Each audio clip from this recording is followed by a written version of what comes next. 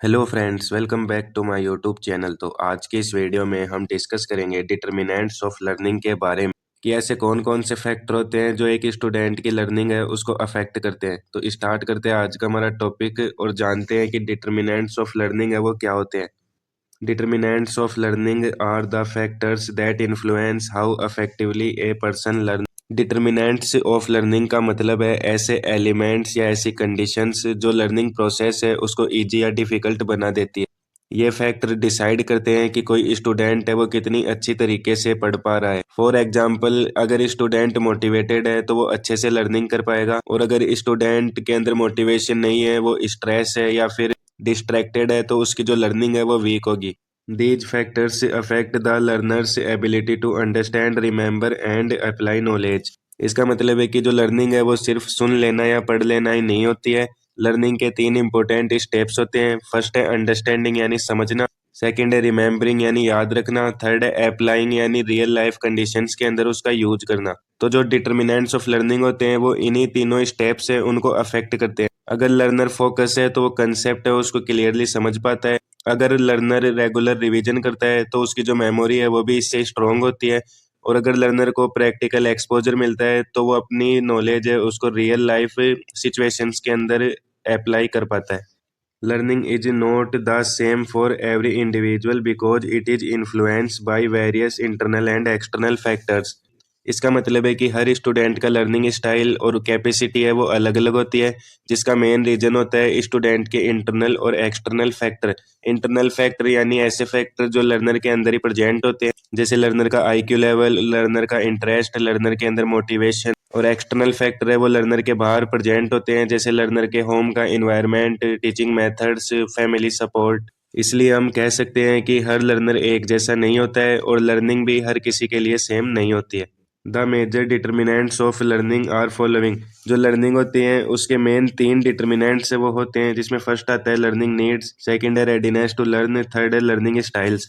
अब हम इन तीनों को अच्छे से डिस्कस करते हैं, जिसमें हमारा फर्स्ट आता है डिटर्मिनेंट, वो है learning needs. Learning need refer to the gap between what a learner already know and what the learner needs to know to perform effectively. इसका मतलब है हर लर्नर के पास कुछ एग्जिस्टिंग नॉलेज है वो होती है, लेकिन इफेक्टिव परफॉर्मेंस के लिए उसे नॉलेज और स्किल्स है उन दोनों की जरूरत होती है।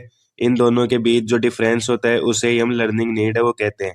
फॉर एग्जाम्पल, कोई नर्सिंग स्टूडेंट है, उसको बेसिक एनाटॉमी आती है, लेकिन पेशेंट केयर के लिए उसे क्लिनिकल नॉलेज और प्रोसीजर्स है वो भी आने चाहिए। Learning need include the knowledge, skills and attitude require for personal and professional growth.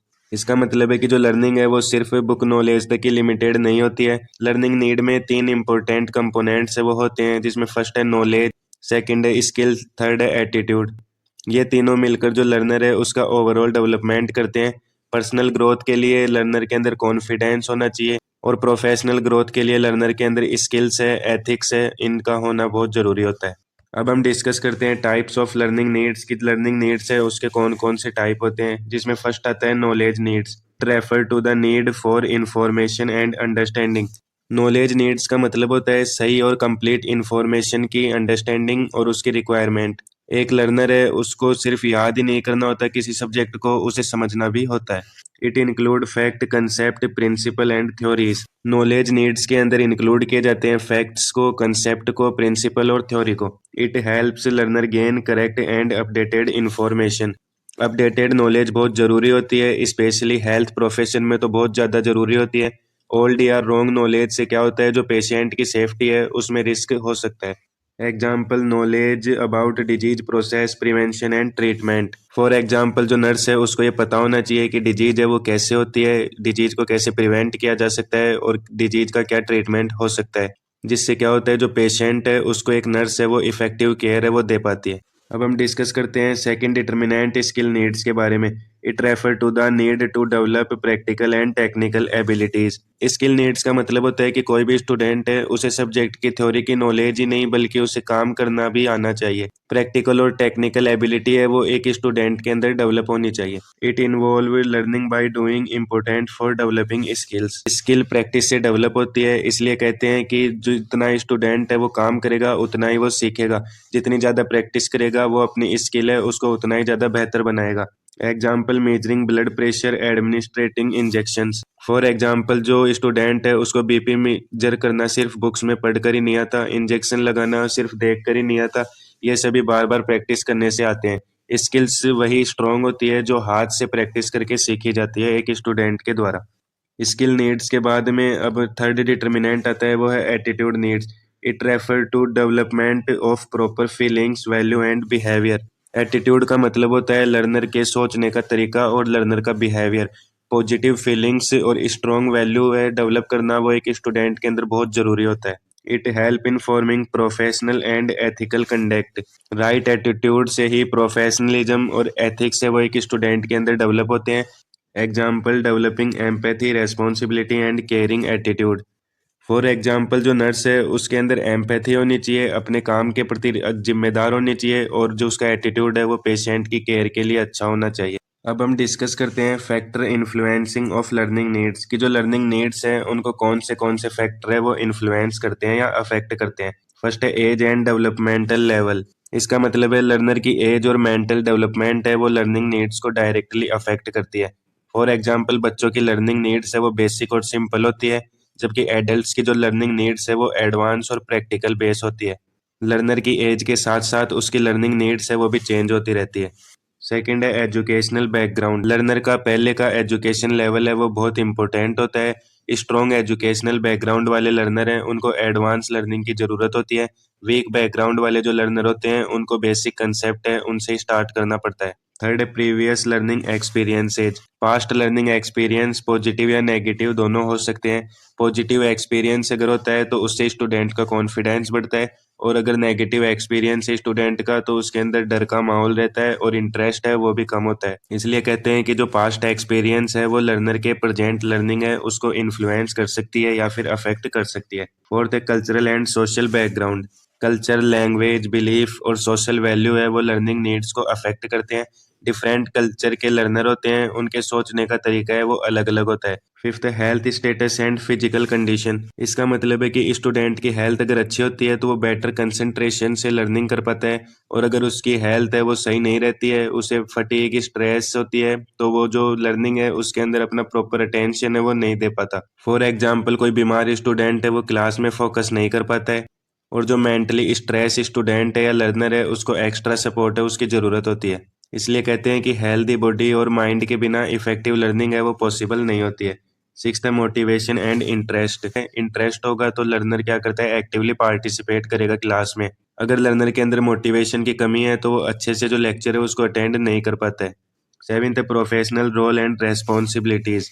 Learner का प्रोफेशनल रोल डिसाइड करता है कि उसे क्या सीखना जरूरी है। रेस्पॉन्सिबिलिटी बढ़ने के साथ लर्निंग नीड्स है वो भी बढ़ जाती है। फॉर एग्जाम्पल अगर स्टूडेंट नर्स है तो उसे बेसिक पेशेंट केयर है वो सिखाई जाती है, और अगर वो स्टाफ नर्स है तो उसे डिसीजन मेकिंग और जो लीडरशिप स्किल्स हैं वो भी आनी चाहिए। प्रोफेशनल रोल के अकॉर्डिंग ये जो लर्निंग नीड्स हैं वो डिसाइड होती है। फैक्टर इन्फ्लुएंसिंग के बाद में अब हम डिस्कस करते हैं importance of identifying learning needs. कि लर्निंग जो नीड्स होती है उनको पहचानने का क्या महत्व होता है, जिसमें फर्स्ट आता है it helps in planning effective teaching strategies. इसका मतलब है कि अगर टीचर को पता है कि कौन कौन सी लर्निंग नीड्स है तो जो टीचर होता है उसे ये भी पता होता है कि क्या पढ़ाना चाहिए और कैसे पढ़ाना चाहिए। इसलिए इसके अंदर जो टीचिंग होती है वो लर्नर सेंटर हो जाती है। It save time and effort for both teacher and learner. इसमें क्या होता है, जो अननेसेसरी टॉपिक्स है वो अवॉइड हो जाते हैं, फोकस सिर्फ जो रिक्वायर्ड लर्निंग है उस पर ही होता है। तो जो लर्निंग नीड्स है उनको आइडेंटिफाई करने से क्या होता है, टाइम और एनर्जी है वो दोनों बचते हैं, टीचर के और स्टूडेंट दोनों के। It improve learner motivation and participation. Learner को लगता है कि टीचिंग स्टाइल उसके लिए रिलीवेंट है, इंटरेस्ट और कॉन्फिडेंस है वो एक लर्नर का ऑटोमेटिकली बढ़ जाता है। जब लर्नर समझता है कि ये मेरे काम का है तो वो इफेक्टिवली या एक्टिवली सीखने की कोशिश करता है। It ensure achievement of learning objectives. इसमें क्या होता है, जो लर्निंग के ऑब्जेक्टिव्स हैं वो क्लियरली अचीव हो जाते हैं। इम्पोर्टेंस के बाद में अब हम डिस्कस करते हैं सेकंड डिटर्मिनेंट की, वो है readiness to learn. Readiness to learn is the state of physical, mental, emotional and motivational preparedness of learner to acquire new knowledge और स्किल्स। इसका मतलब है कि लर्निंग है वो तभी इफेक्टिव होती है जब लर्नर हर लेवल पर रेडी होता है।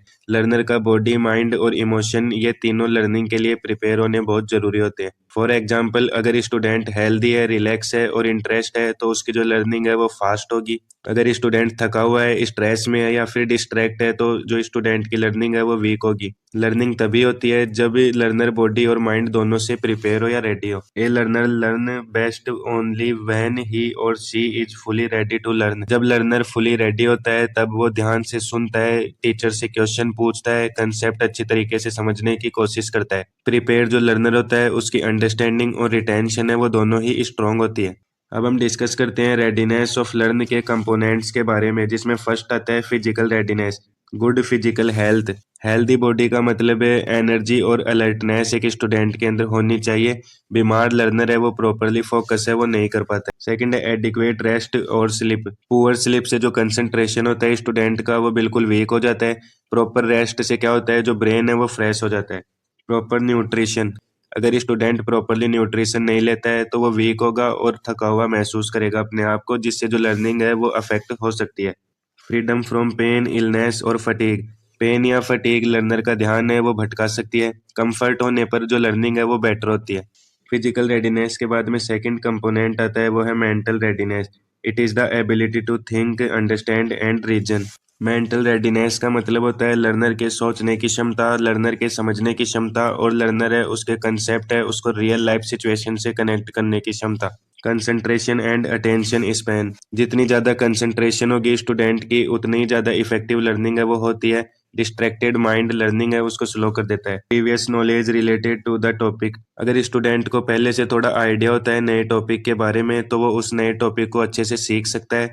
इससे जो स्टूडेंट की लर्निंग है वो फास्ट होती है। Intellectual maturity. लर्नर का मेंटल लेवल टॉपिक के लेवल के अकॉर्डिंग होना चाहिए। ओवर डिफिकल्ट टॉपिक है वो लर्नर को कंफ्यूज कर सकता है। मेंटल रेडीनेस के बाद में थर्ड कंपोनेंट आता है वो है emotional readiness. Interest in learning. अगर स्टूडेंट को इंटरेस्ट होगा तो स्टूडेंट खुद सीखने की कोशिश करेगा। बिना इंटरेस्ट के जो लर्निंग है वो बोरिंग होती है। Positive attitude toward subject and teacher. Positive thinking से जो स्टूडेंट का फियर और हेजिटेशन है वो कम हो जाती है। लर्नर ओपन माइंड से सीखने की कोशिश करता है। Emotionally stability and confidence. Emotionally जो स्टेबल लर्नर होता है वो स्ट्रेस फ्री होता है और जो स्टूडेंट का कॉन्फिडेंस होता है वो लर्निंग को स्ट्रॉन्ग बनाता है। एब्सेंस ऑफ फियर, एंजाइटी और स्ट्रेस। इसका मतलब है कि जो इमोशनली स्ट्रांग होता है लर्नर वो ही बेस्ट लर्नर होता है। इमोशनल रेडीनेस के बाद में फोर्थ कंपोनेंट आता है वो है experiential readiness. It is based on past experiences. इसका मतलब है जो लर्नर के पास्ट एक्सपीरियंस है वो नई लर्निंग को सपोर्ट करते हैं। जो पहले देखा या किया हुआ होता है स्टूडेंट के द्वारा उसे समझना इजी हो जाता है। Learning become easier when related to previous experiences. Real life examples learning को सिंपल बना देते हैं। एक्सपीरियंस से क्या होता है, जो कंसेप्ट है वो क्लियरली एक स्टूडेंट है वो समझ पाता है। इसलिए जो स्टूडेंट है उसके अंदर पहले से नॉलेज है वो होनी चाहिए। It help in meaningful understanding. Experience से जुड़ी लर्निंग हमेशा स्ट्रॉन्ग और लॉन्ग लास्टिंग होती है। कंपोनेंट्स के बाद में अब हम डिस्कस करते हैं importance of readiness to learn के बारे में, कि रेडीनेस टू लर्न है उसका क्या क्या इंपॉर्टेंस होता है। जिसमें फर्स्ट आता है enhances learning effectiveness. Ready learner fast और एक्यूरेटली सीखता है। टीचिंग का मैक्सिमम आउटपुट इफेक्टिव लर्नर है वो यूज कर पाता है। Improve concentration and retention. Ready mind focus better करता है। जो सीखा जाता है वो ज़्यादा टाइम तक याद रहता है एक स्टूडेंट के। Encourage active participation. Learner discussion और एक्टिविटी में एक्टिवली पार्टिसिपेट कर पाता है। Reduce learning difficulties. कन्फ्यूजन और फियर है वो इसके अंदर कम हो जाता है, जिससे जो स्टूडेंट की लर्निंग है वो स्मूथ हो जाती है। Promote self confidence. जो लर्नर रेडी है उसको अपने आप पर बिलीव होता है और जो कॉन्फिडेंस है उससे जो स्टूडेंट की परफॉर्मेंस है वो भी इम्प्रूव होती है। रेडीनेस ऑफ लर्न के बाद में अब हम डिस्कस करते हैं थर्ड डिटर्मिनेंट लर्निंग स्टाइल्स के बारे में। Learning style refer to the prefer way in which an individual receive, processes and understands information. Learning style का मतलब होता है लर्नर का अपना तरीका जिससे वो इन्फॉर्मेशन को रिसीव कर पाता है, समझ पाता है और याद कर पाता है। कुछ लोग देख कर सीखते हैं, कुछ लोग सुनकर सीखते हैं और कुछ लोग काम को करके सीखते हैं। ये मेथड है वो हर लर्नर के लिए डिफरेंट होता है। Every learner has a unique learning style. Her learner का ब्रेन है वो अलग अलग तरीके से काम करता है, इसलिए एक ही टीचिंग मेथड है वो सबके लिए इफेक्टिव नहीं होता है। हर लर्नर के सीखने का तरीका अलग अलग होता है, इसलिए टीचिंग है वो भी फ्लेक्सिबल होनी चाहिए। अब हम डिस्कस करते हैं लर्निंग स्टाइल्स के टाइप्स के बारे में, जिसमें फर्स्ट आता है visual learning style. In this style the learner learn best by seeing. जो विजुअल लर्नर होते हैं उनको देखकर समझना इजी होता है, सिर्फ बोलकर समझना विजुअल लर्नर के लिए इफेक्टिव नहीं होता है। This style prefer chart, diagram, picture, poster and videos. जो विजुअल लर्नर होते हैं उनको chart, diagram, flow chart, picture, video ये ज़्यादा हेल्प करते हैं लर्निंग को इफेक्टिव बनाने में। Understand information through visual presentation. जब टॉपिक विजुअली प्रेजेंट किया जाता है तो कंसेप्ट है वो स्टूडेंट के क्लियर हो जाते हैं। फॉर एग्जाम्पल डायग्राम के थ्रू स्टूडेंट को एनाटॉमी समझने में ईजी होता है। रिमेंबर वोट दे सी। जो विजुअल लर्नर होते हैं उनको इमेज और सीन्स है वो ज़्यादा याद रहते हैं, यानी जो लर्नर देख कर सीखता है वो विजुअल लर्नर होता है। सेकंड लर्नर स्टाइल का टाइप आता है वो है auditory learning style. In this style the learner learn best by listening. Auditory learner को सुनकर समझना सबसे ज़्यादा इफेक्टिव लगता है। ये लर्नर लेक्चर और एक्सप्लेनेशन को ध्यान से सुनते हैं। It prefer lecture, discussion and verbal explanations. Auditory learner होते हैं इनको lecture, classroom discussion, oral explanation है वो ज़्यादा पसंद होते हैं और जो इनकी लर्निंग है वो इससे बेटर होती है। Remember spoken information better. इन लर्नर को जो भी टीचर बात बोल के जाता है उसे वो इजीली याद कर पाते हैं। Enjoy group discussions. Group discussion से जो ऑडिटरी लर्नर है उनकी लर्निंग और भी ज़्यादा इम्प्रूव हो जाती है, यानी जो लर्नर सुनकर अच्छा समझता है वो ऑडिटरी लर्नर होता है। थर्ड लर्निंग स्टाइल आती है वो है reading oblique writing learning style. Learn best through reading and writing. ये लर्नर पढ़कर और लिखकर अच्छा सीखते हैं। नोट्स बनाना इनके लिए बहुत ज़्यादा हेल्पफुल होता है लर्निंग के लिए। Prefer text book and notes. Text book, written notes इन लर्नर के लिए बेस्ट होते हैं। जो लर्नर पढ़कर और लिखकर सीखते हैं उन्हीं लर्नर्स को हम रीडिंग राइटिंग लर्नर है वो बोलते हैं। फोर्थ लर्निंग स्टाइल आती है वो है काइनेस्थेटिक लर्निंग स्टाइल।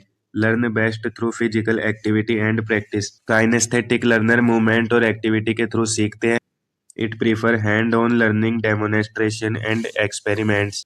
काइनेस्थेटिक जो लर्नर होते हैं उनको प्रैक्टिकल वर्क, डेमोनेस्ट्रेशन, एक्सपेरिमेंटेशन है वो सबसे ज़्यादा हेल्प करते हैं लर्निंग में।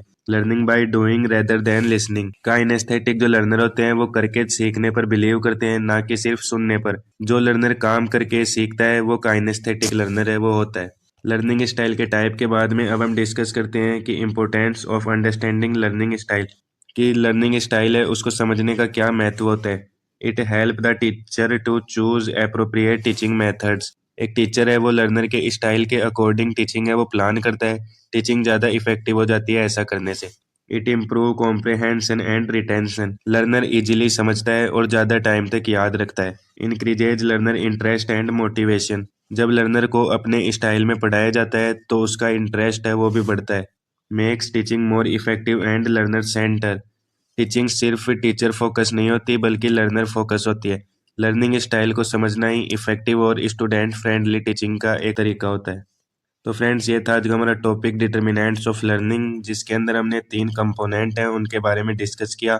आई होप आपको आज की क्लास है वो पसंद आई होगी। अगर आपको आज की क्लास पसंद आती है तो इस वीडियो को लाइक, शेयर और हमारे चैनल को सब्सक्राइब करें। अगर आपका कोई डाउट है तो आप उसे कमेंट बॉक्स में ज़रूर शेयर करें।